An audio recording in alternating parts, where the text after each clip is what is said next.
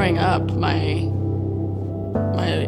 family was not followers of Jesus. And so for me, it was, hearing of Jesus, or maybe even on holidays going to church that was locally, or as a kid who was going through and seeing so much, I couldn't believe that there was a God that would allow these things to happen. And as time went on, I think there was a few times I did cry out and was like, God, if you are there, like, get me out of my family, get me out of this home, and then I'll believe you. Then I'll believe that you are real if you can take me out of the family that I'm in. Well, he never did that. Well, then, we decided to leave and go to Colorado for a year, and that's where I met Jesus, through somebody.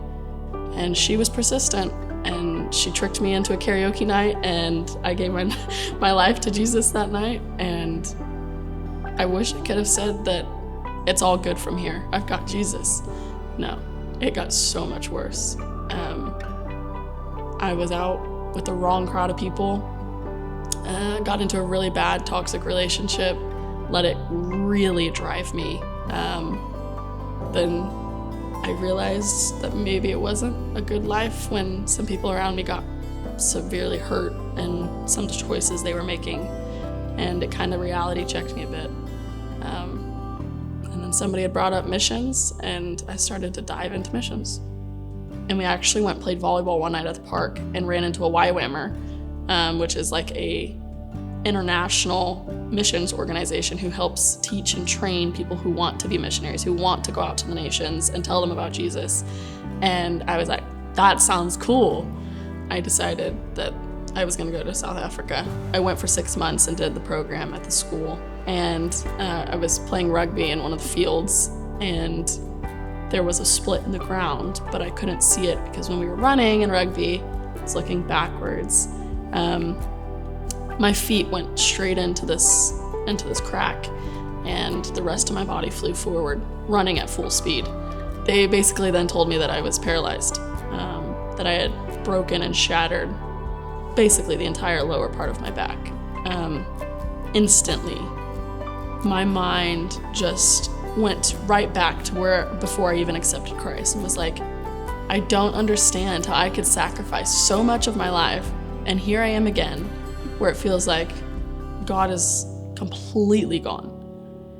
But 2.5 weeks in, couldn't tell you what was so different about that day. They came up, they prayed, and I started to feel a tingling sensation in my back. And I was like, keep going. And so Kirsty and Ethan, they just kept praying. I jumped up out of the bed, walked down the stairs and into my class, and everybody was shocked. Like, every doubt that I had that, God doesn't do that, God's not even real, God doesn't love me, I don't even remember those thoughts anymore. Like, there was no denying that there was a God who loved me, who sees me, and who could heal me.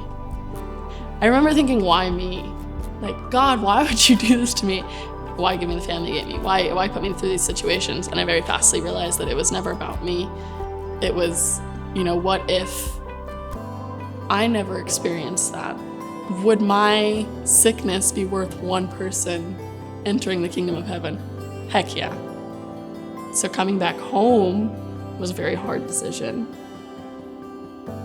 But I believe that He's brought me home completely different. Especially being called back to Turner and finding New Story. It's even more, I just feel like God's kind of like chuckling, because I remember leaving Turner and saying I was never coming back. And now this is where I wouldn't want to leave.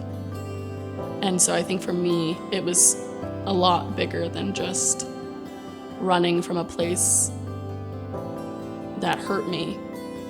But it was a lot deeper of God bringing me back and showing me that He can make all things new.